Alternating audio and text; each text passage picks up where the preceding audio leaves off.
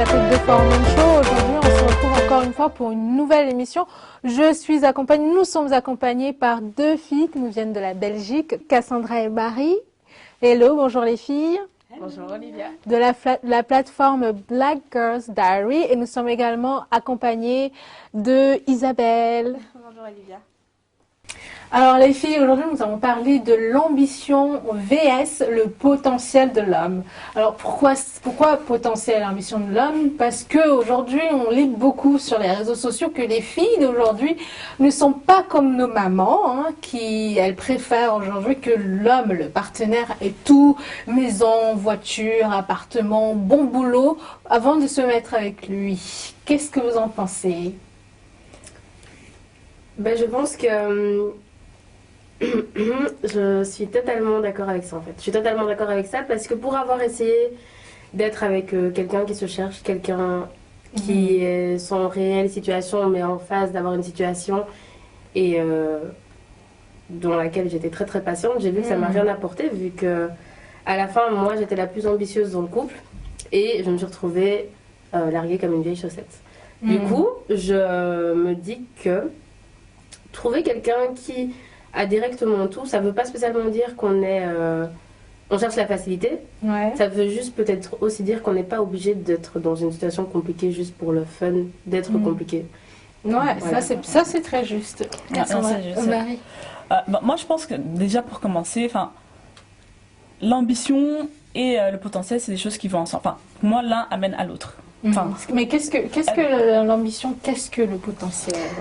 Alors l'ambition, c'est pouvoir en fait mettre tous les moyens en œuvre pour arriver à ses fins, arriver à son but. Et le potentiel, c'est le jugement de soi-même et des autres sur ses capacités à la fois intellectuelles et physiques. Mais toi, tu trouves que ça ne va pas forcément... Alors moi, je trouve que le potentiel ne va pas forcément de pair avec l'ambition. C'est-à-dire quelqu'un peut avoir énormément de potentiel, mais pas forcément d'ambition. Voilà, pas être forcément ambitieux. Donc moi, j'ai une petite anecdote dessus. Moi, j'ai une amie qui est mariée. Son mari a énormément de potentiel qui s'est fortement remarqué donc, dans le milieu professionnel, dans son travail. On lui a proposé un poste, on l'a promu, seulement il l'a refusé tout simplement parce qu'il dit qu'il n'avait pas suffisamment il n'avait pas le courage. À la hauteur, voilà, il n'avait pas suffisamment d'ambition pour accepter ce poste-là. Donc du coup, il l'a refusé.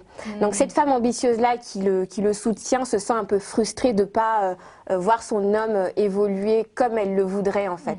Donc au final, ça crée un déphasage entre Marie, toi, les deux. tu trouves que les ambitions et potentiel, ça va de pair? Oui, pour moi, ça va de pair parce que je trouve que c'est un peu... c'est souvent même une erreur pour moi de dire, voilà, je vais trouver un homme qui est déjà quelque part. Sachant que, moi, pour ma part, je suis toujours attirée par les hommes qui ont d'abord du potentiel. D'abord, je remarque le potentiel chez un homme.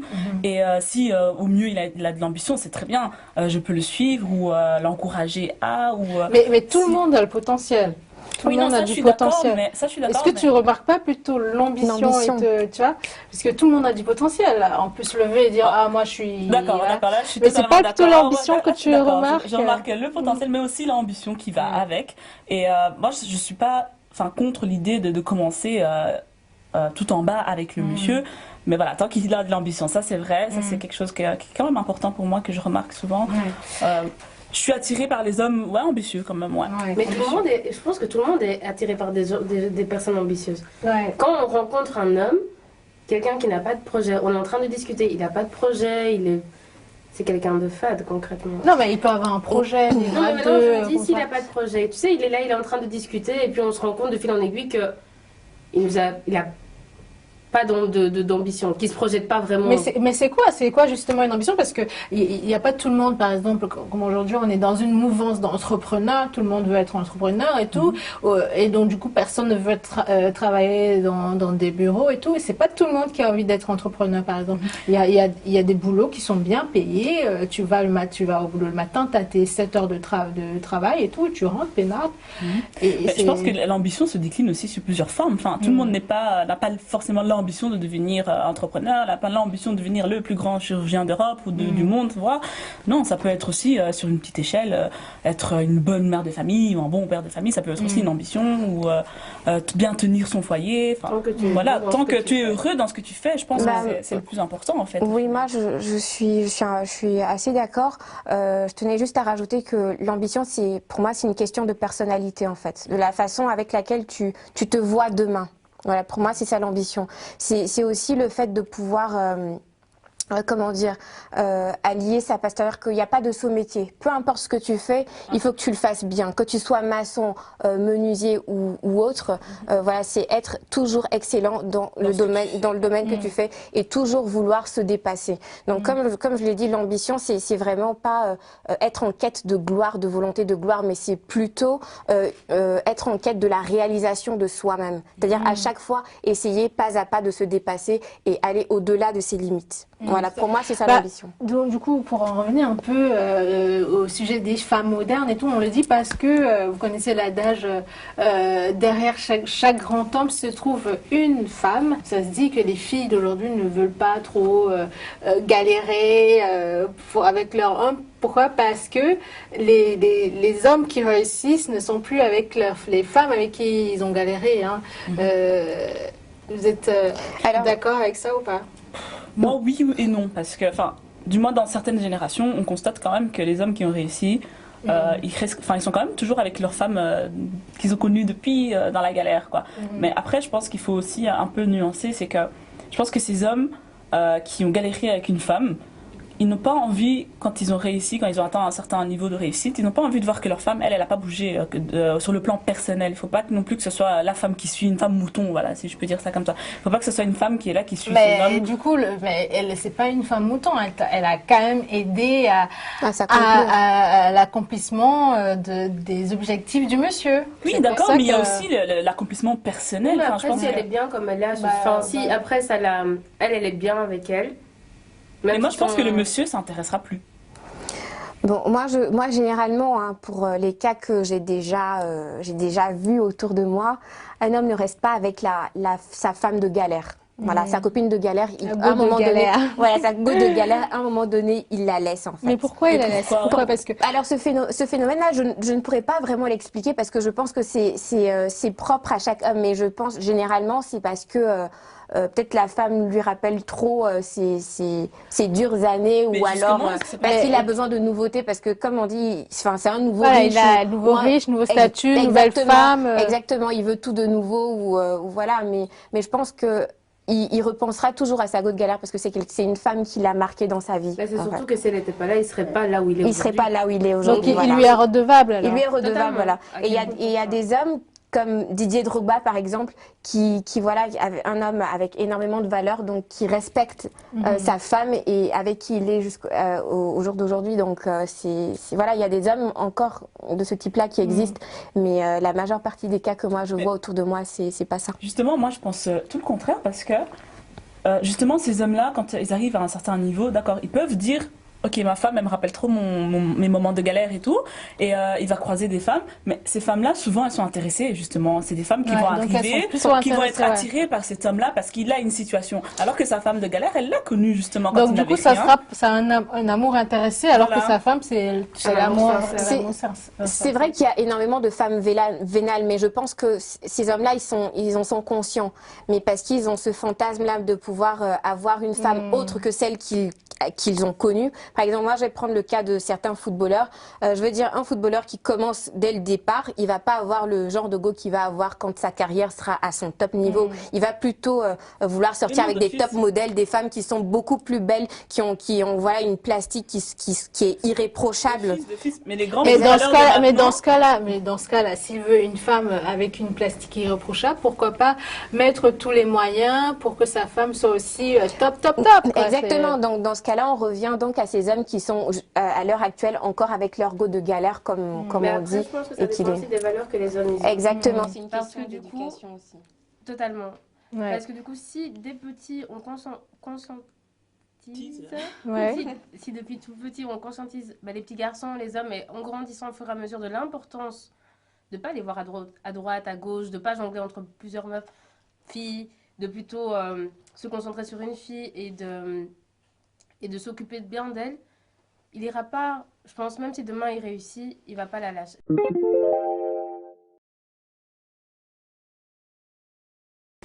Alors du coup, les filles, est-ce que vous pouvez sortir avec un homme qui galère, hein? Mais quand je dis galère, c'est vraiment galérer. Elle a pas de boulot, il dort chez des amis, il a pas de situation fixe. Est-ce que vous pouvez sortir avec Moi, je ne peux plus.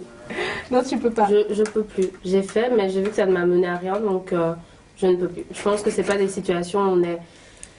C'est pas obligé d'être dedans, donc pourquoi ne pas être avec des personnes qui sont au même niveau que vous? C'est pas qu'on profite, c'est juste qu'on n'est pas dans quelque chose de compliqué et on rentre directement dans une relation beaucoup plus fluide, beaucoup plus saine, beaucoup plus dynamique et...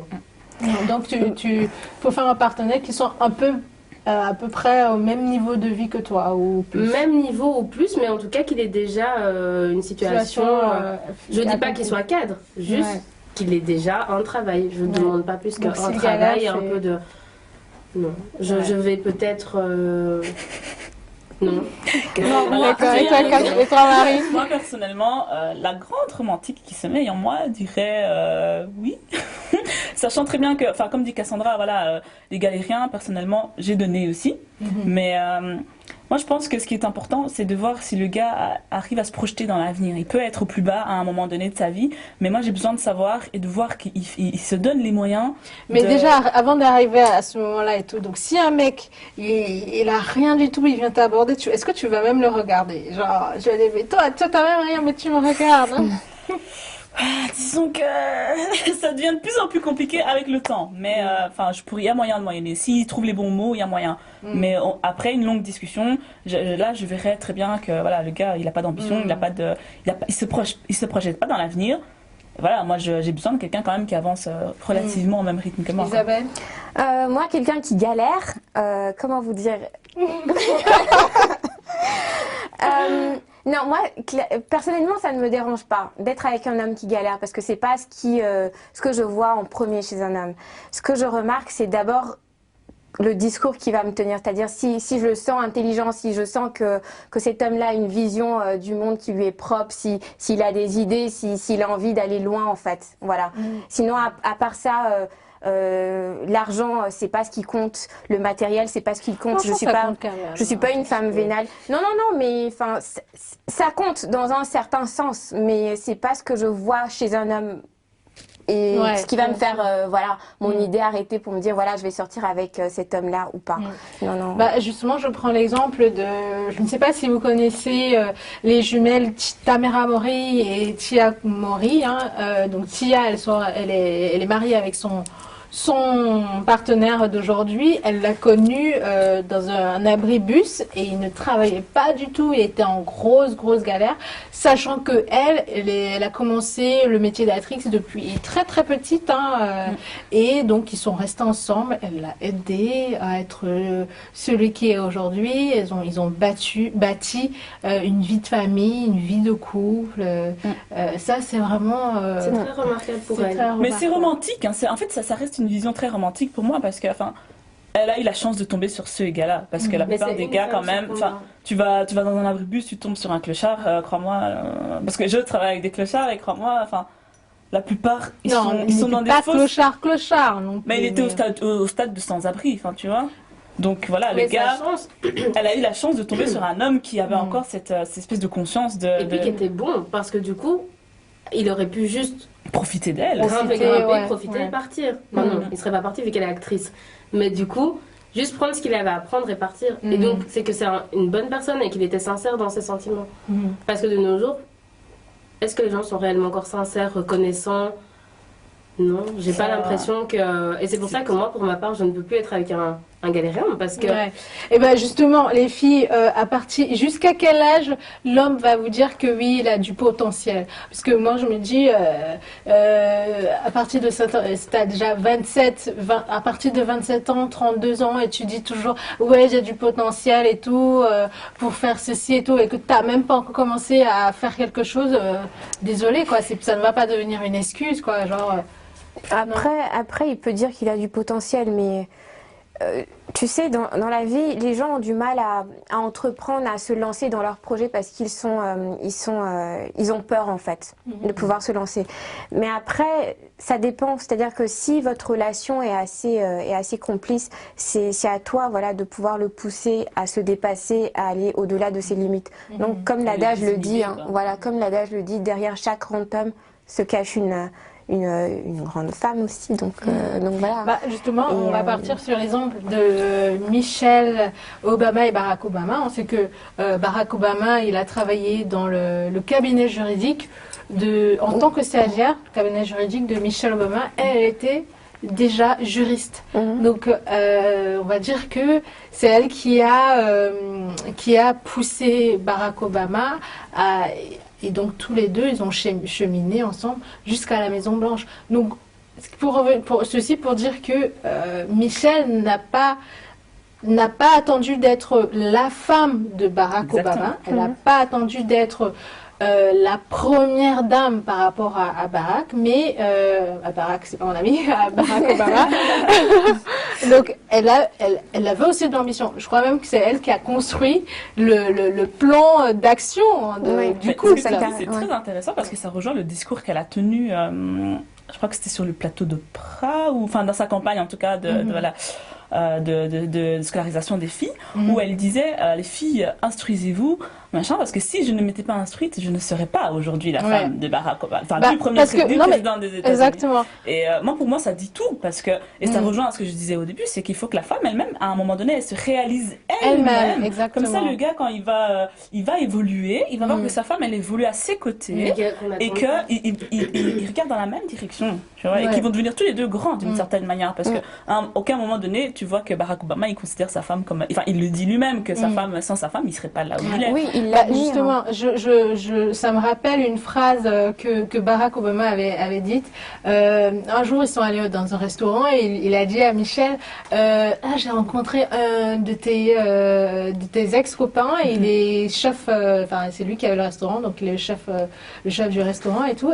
Il lui a dit, mais si tu étais restée avec lui, tu aurais été la femme du chef du restaurant. Et elle lui a répondu, non, si j'étais restée avec lui, il serait le président des États-Unis. Ça, j'ai vraiment, vraiment aimé cette phrase parce qu'on a tendance à croire que Michelle est femme du président grâce à Barack Obama, mais voilà. Et puis moi, par rapport mais ils se à complètent, quoi. Ils ont évolué.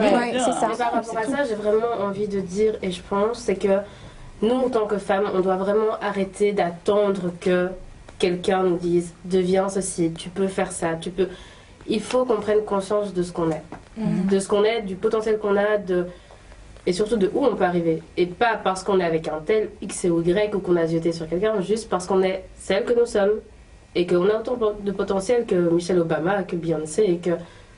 Mais ça, c'est un syndrome de la femme africaine de manière générale. C'est que elle peut être une grande rêveuse, mais à un moment donné, ses ambitions vont être limitées par l'aspect culturel, parce qu'elle va se dire « Ah, mais non, mais il faut que je sois la femme de… » Enfin, c'est pas pour rien qu'en Afrique, on dit toujours la femme de, la femme de, la femme de. On va jamais te reconnaître toi en tant qu'entité, tu vas d'office être la femme de. Et à un moment donné, t'es oublié, donc tu vis à travers ton mari, à travers les réussites de ton mari. C'est ça notre challenge, sois la femme de, mais n'oublie pas d'être toi-même.